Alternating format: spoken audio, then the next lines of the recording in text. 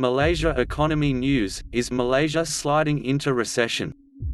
Malaysia's economy activity shrank to its lowest level since the 2008 financial recession.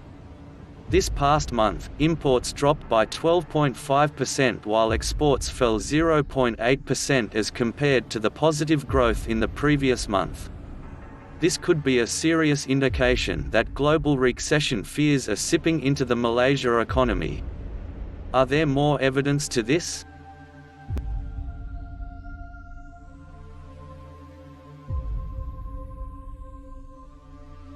Malaysia has experienced slight variations in its economical statistics for its different sectors. Let's look deeper into the numbers for its different industries. Manufacturing output, which accounts for nearly 84% of total exports, has risen by 0.1% this year. Meanwhile, for the agriculture sector, output did rise 12% per annum, rebounding from a drop of 9.3% in the previous month. Mining exports sees red. It fell 20.7% annualized. Electrical and electronic products makes up 40% of all exports. It fell 7.4% this past month. This is the most prominent fall since February 2013. Malaysian Economic spokesperson attribute this drop to the slowing global economy and trade tensions that have dampened global demand for Malaysia products. Similarly, major Malaysia key export products including crude oil and liquefied natural gas (LNG) declined.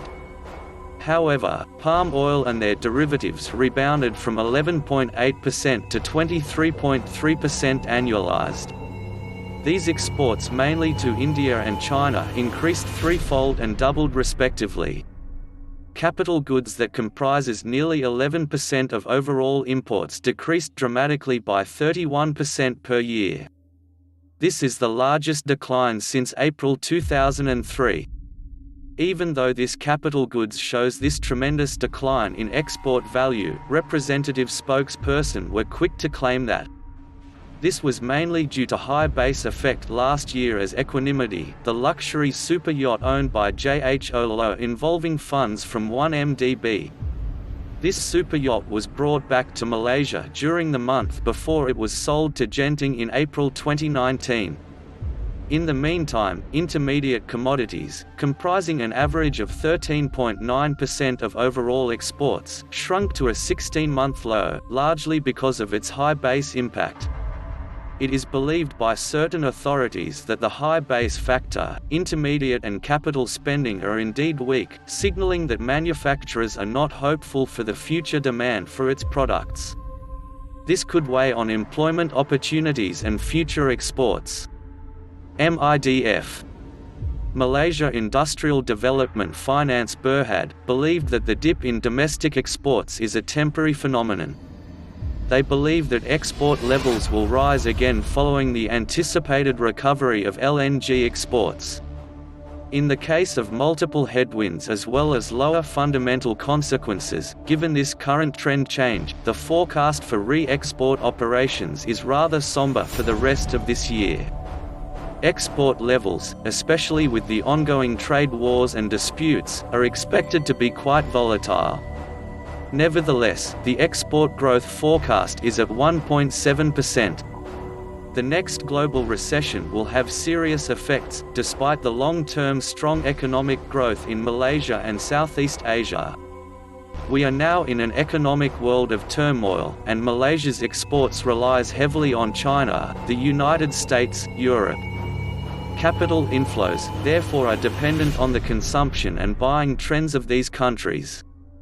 Once the global recession hits, then we know that Malaysia economy will directly be impacted. Malaysia is more likely to face and survive a global financial recession like what it did in the world's financial crisis 10 years ago. However, during that time, its GDP growth dropped from 6% to -2% in 2009.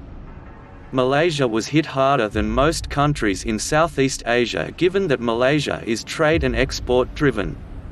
In contrast, many of the technologies that Malaysia cushioned provide fewer protections today. First of all, from 2006 to 2018 the economic growth rate in Malaysia declined by 0.9%. With exports to China from Malaysia growing by 7 percentage points since 2006, the country is exposed more to China, whose trade and production growth has halved. An escalating trade war between the US and China could slow the growth of China further. Contribution of commodities to Malaysia's GDP dropped from 30% to 21% and could continue to decline in prices. Still, Malaysian household and corporate debt have increased substantially from 115% to 134% as a share of GDP. Therefore, Malaysia is more exposed than countries that rely more on domestic demand because of the combined effect of these structural shifts. Most senior managers in Malaysia and Southeast Asia have not initiated seriously planning for the recession given such current shortcomings. According to a recent poll of Southeast Asia's CEOs and chief financial officers, 77% expect a serious recession in the next 2 years, but only 37% foresee median consequences for their own companies. The responses from other polls also reveal that very few companies are ready or critical steps and strategies are in effect. The interviews with them show that while some are growing, some even talk of expensive projects. Others are just so confident and feel that they have time to wait.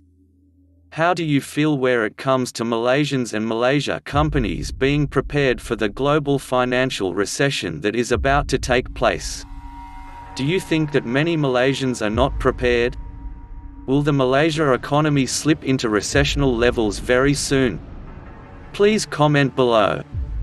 If you have liked the content of this report video, please like, share and subscribe. To explore other profitable investment opportunities, please visit our other channel, Blockchain 360.